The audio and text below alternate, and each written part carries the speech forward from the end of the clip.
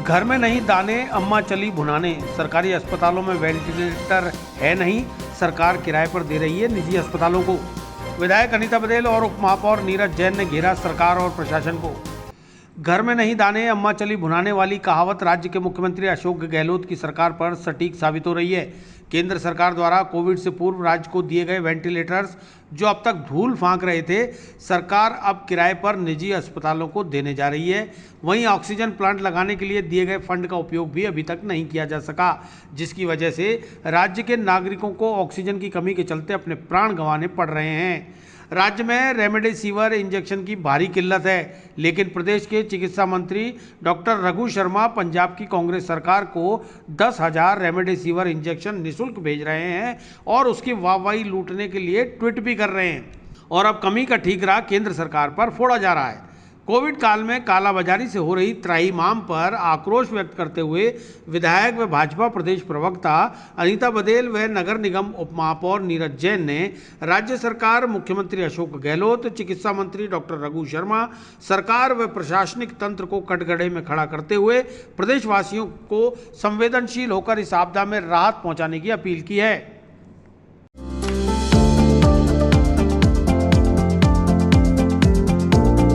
Mohan watch and mobile Ajmer शहर में 4 प्रतिष्ठान, आपकी अपनी मोबाइल की दुकान।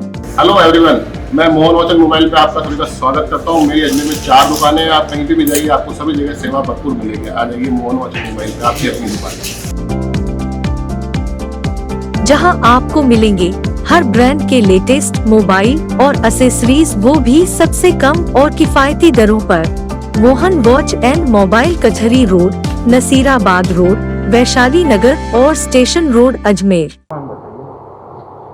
प्रदेश में कोरोना बहुत ही भयावह स्थिति में है और हमारे बहुत सारे नज़दीकी परिजन अकाल मृत्यु का ग्रास बन रहे हैं, लेकिन सरकार में कोई सुनने वाला नहीं है।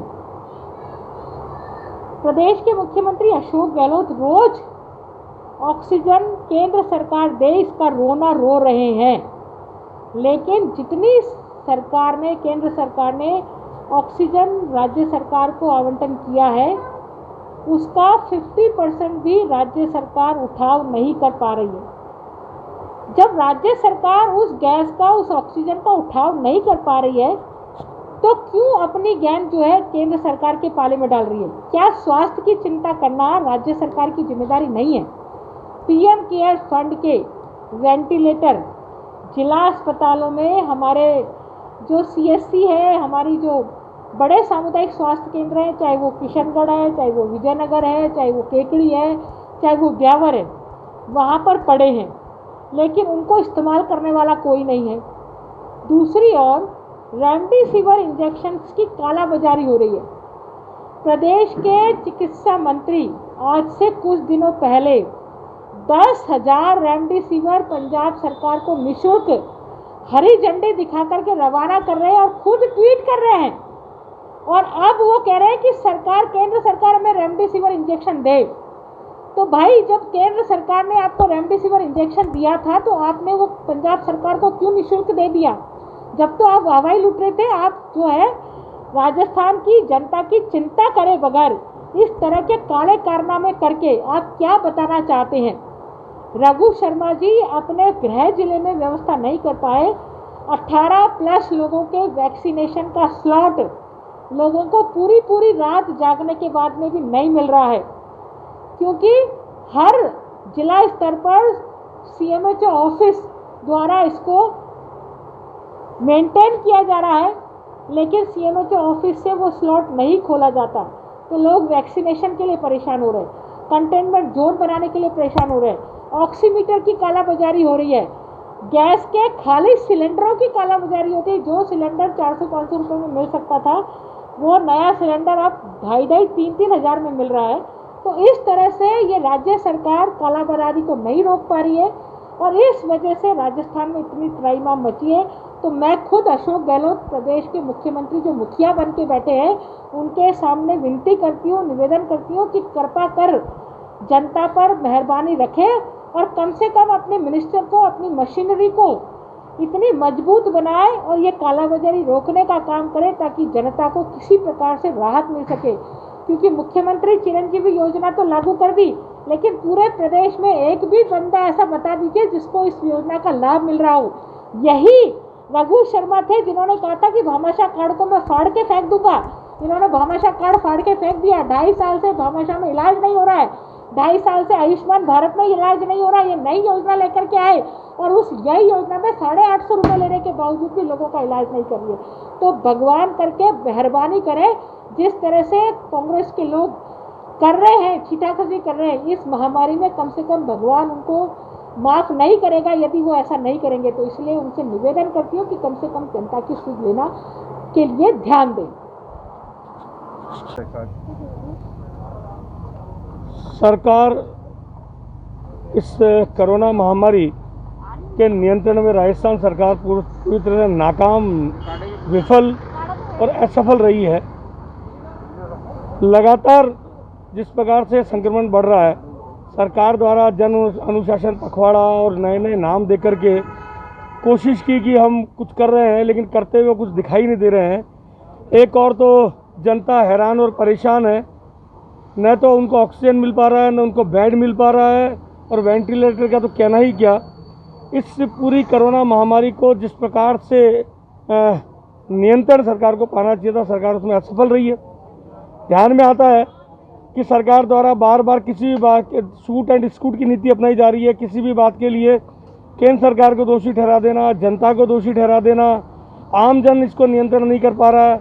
और तो और मुख्यमंत्री का कल का बयान बड़ा हास्यास्पद बयान है, 2 दिन पुराना, जिसमें उनका कहना है कि मैं सारा बजट लगा दूंगा तो भी इस पर नियंत्रण नहीं कर सकता।